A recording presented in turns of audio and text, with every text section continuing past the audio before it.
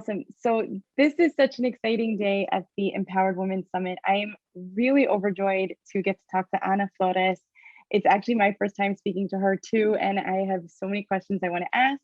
I'll just give you a brief bio, and I'll just read your bio for everyone. Ana is a community builder and a connector at heart, and she's living her passion as the founder and CEO of We All Grow Latina, the first network of Latina digital influencers and creators, founded in 2010 with a mission to elevate the voices and stories of Latinas through the power of community.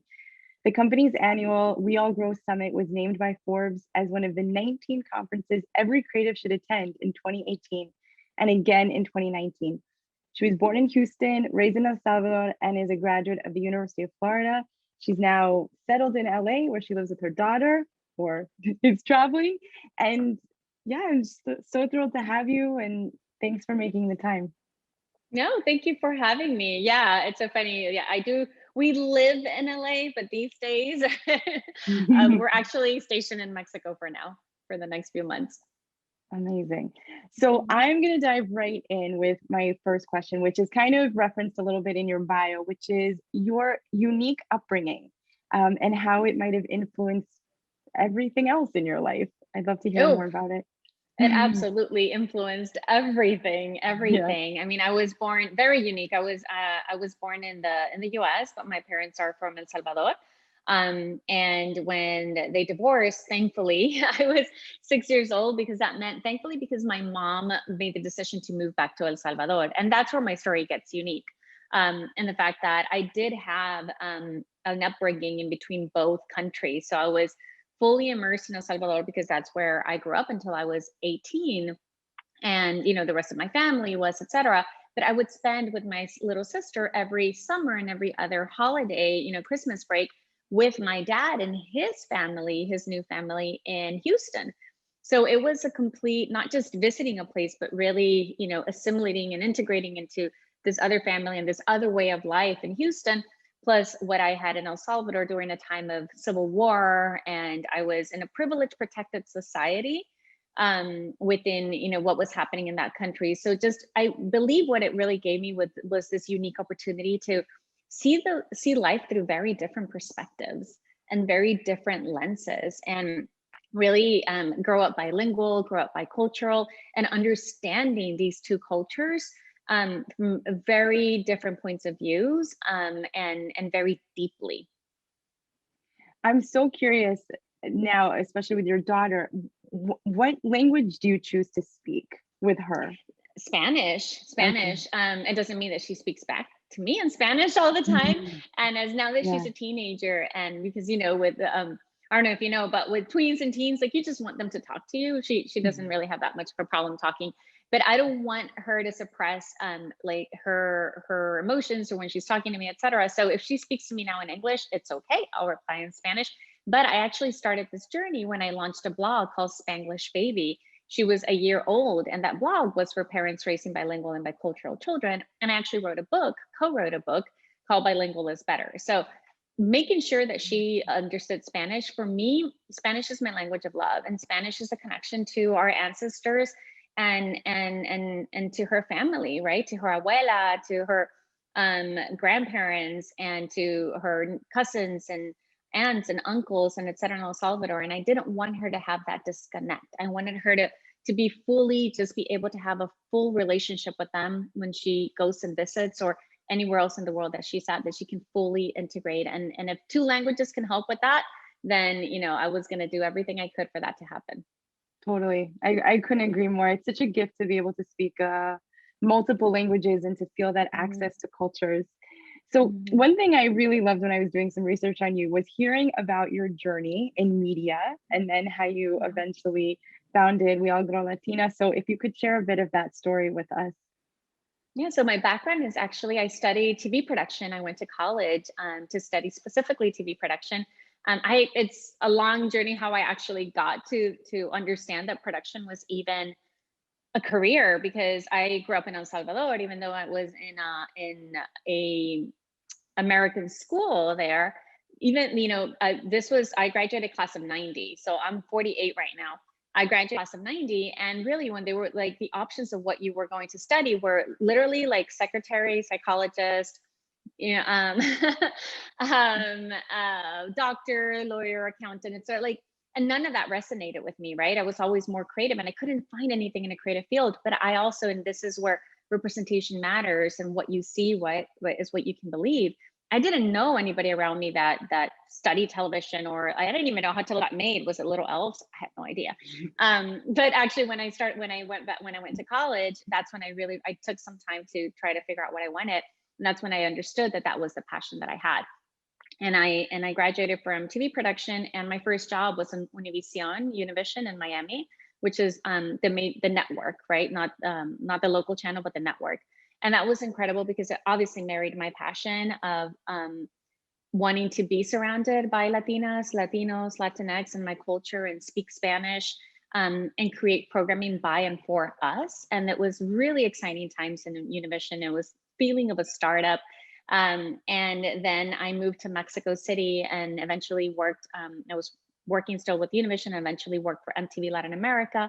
And then that landed me a job in LA, opening up the offices for another Latino youth channel that was popping up that was called Mundos, which is now NBC Universal, part of NBC Universal. But always, if you see the pattern, has always been in working within the Latinx industry, creating content by and for Latinos, which is what I do now, but in this beautiful medium that has democratized our voices, right? That blogging and social media, digital media has just opened up the space for creators, for makers, for writers, for entrepreneurs to actually be able to create things on our own without really needing access to, especially in the US, all those places where we have been typically not been provided access to be part of, right?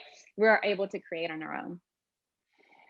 I have so many questions. I'm going to keep trying. I'll try to just stick to a couple, but I was listening to a podcast you were on where you were speaking about like the Latinx or the Pan Latina experience. Mm-hmm. And I spent some time in Latin America. I lived in Argentina for a while, and it was so interesting to hear you discuss what it means to create programming and content for mm-hmm. such a diverse group of people. And you're doing the same thing now, in a sense, with the network, and meaning the We All Grow Latina network.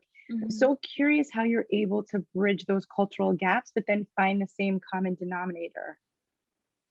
See, and that's where it's so important to have people that have this lived experience actually working in these spaces, right? Because I learned it thanks to that part actually of understanding how to program to a broader community. I really understood from working at MTV Latin America.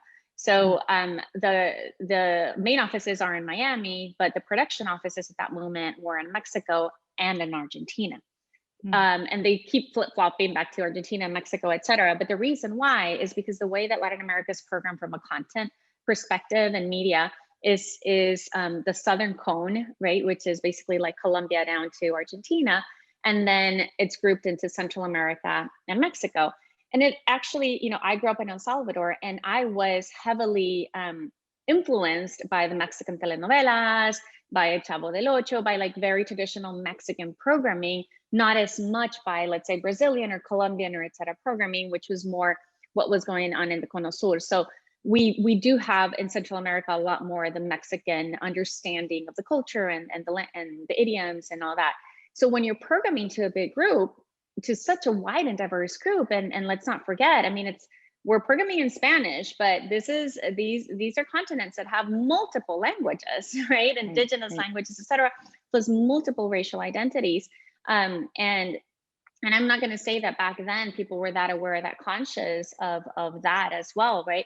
But we were trying to at least make sure that we were programming. Music taste and everything varies a lot within all the countries. So how do you, as MTV, as the tastemakers that they are, and the responsibility that they have, right, and what they're putting out, how do you put something out there that represents, that makes everybody feel represented?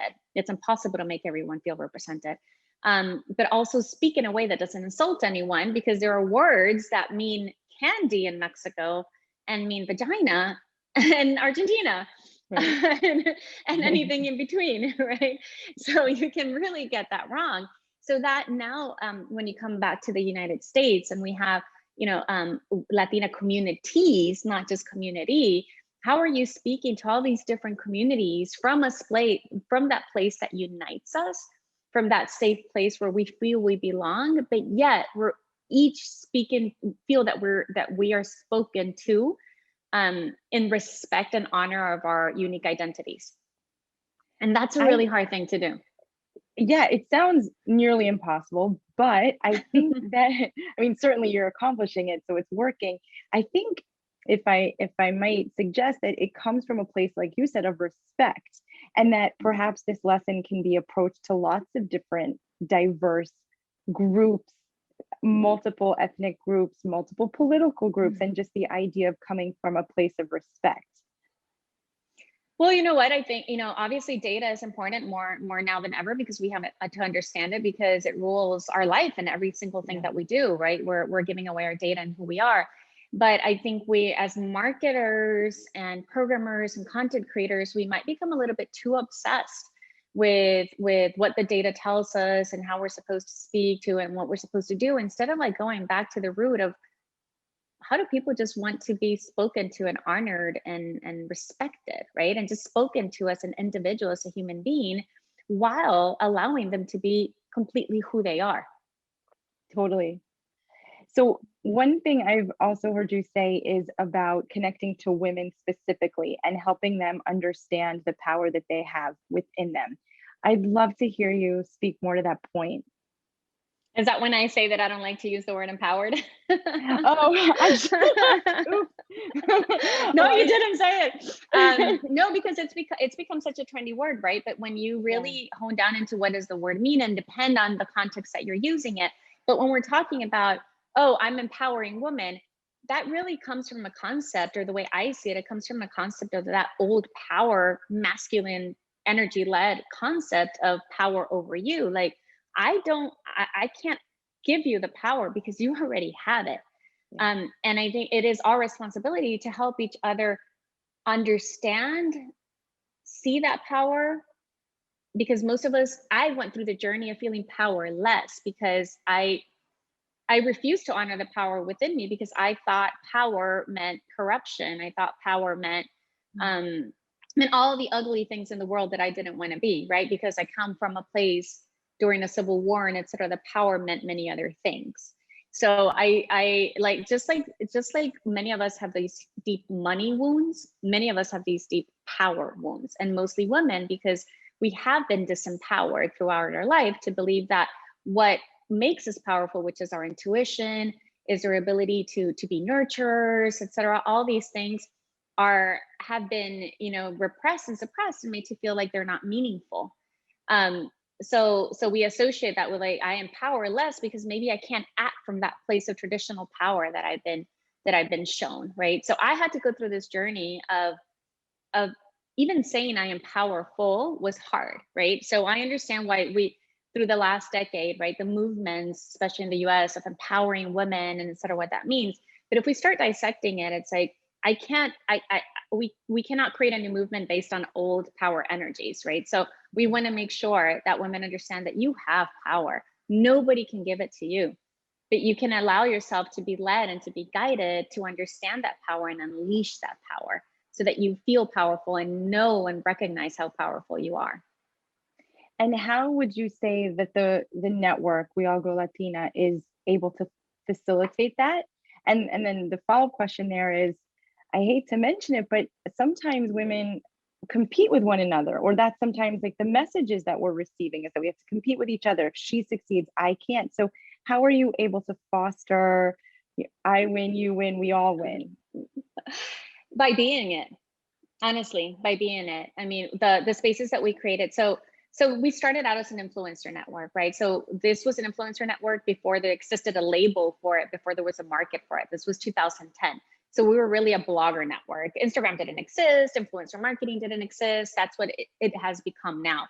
So as an influencer network, for me back then, it was important that I needed to make sure that I monetize as a blogger, right? But if I was going to monetize and I was going to figure out how to do it, I wanted to make sure that my fellow Latina bloggers, which we had already started creating community amongst ourselves understood also how to monetize, so that we could then all from that space grow, right? So from the beginning, it was like, okay, I'm going to help you get deals, right? And we're all going to get deals, and we're all going to learn how to do this better so that our deals can get better and better and better, right? And it came from that mentality. And then it started opening, and our motto from day one was, when one grows, we all grow. We eventually rebranded to We All Grow, because it was called Latina Bloggers Connect back then. We rebranded to We All Grow after we had our first We All Grow Summit, which was our conference. And what happened with the conference was something much bigger than I had envisioned, because it was supposed to just be a blogger conference. And from there, it really became a safe space for Latinas who were taking charge of their lives, who were leveling up, who were starting new businesses, who had their side hustles that meant more to them than their jobs did, right? Because they had to follow this path that was the responsible path for them to follow.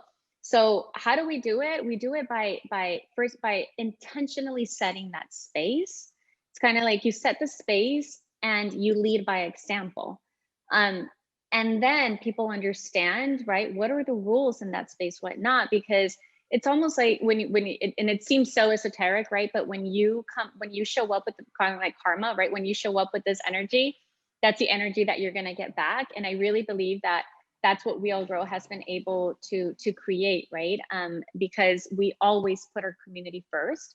We start from that place of honoring them and creating those safe spaces for them to connect, to heal, to grow, to nurture, to learn, right? But that's all we do. We just create the space. And what's interesting to me thinking about the reality we're living in now is that you've been building community digitally and virtually now for a decade.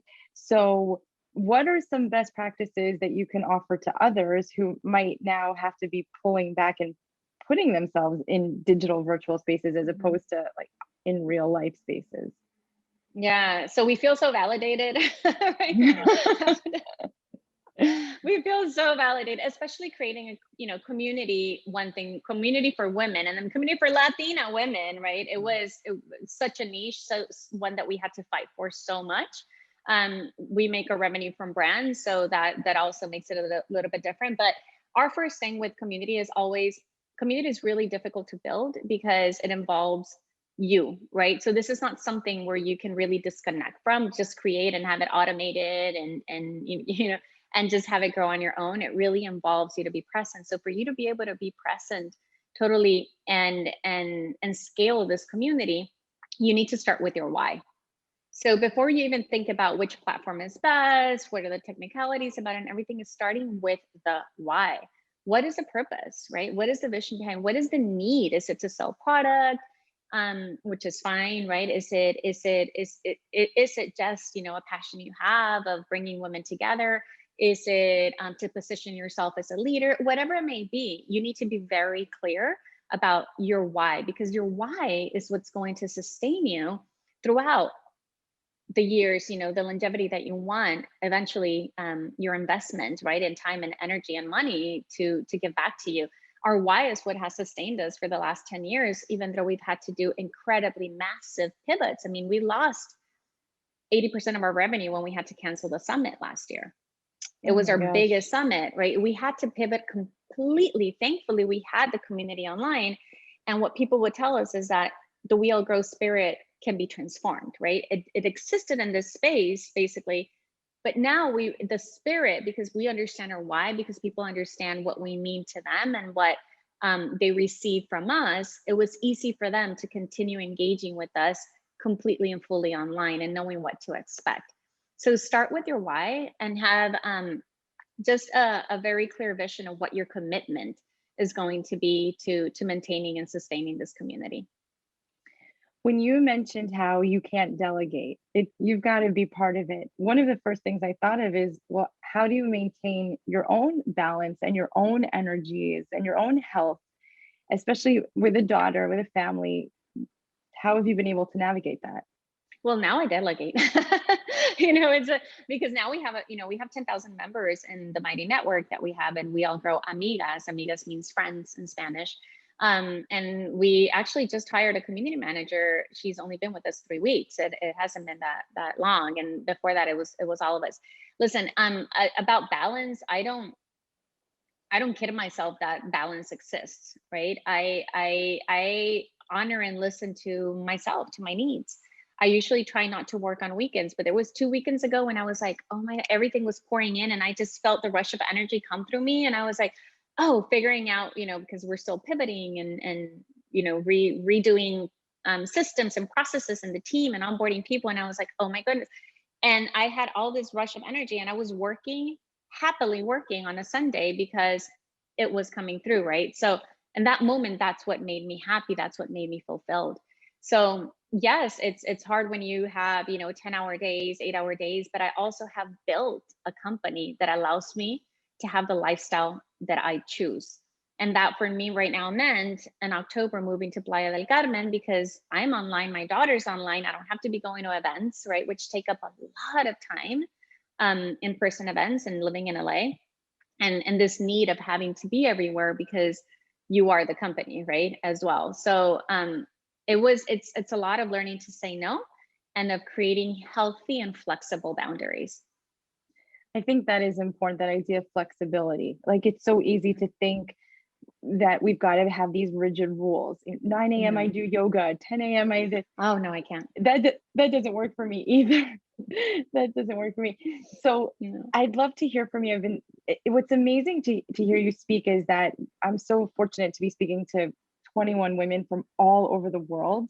And I love hearing the same themes coming up. And for a lot of people, they didn't say it like you did about the why, but they talk about their values and the centering and coming back. I love that. I just want to ask you before we have to say goodbye, what's one thing that this entire pandemic has taught you?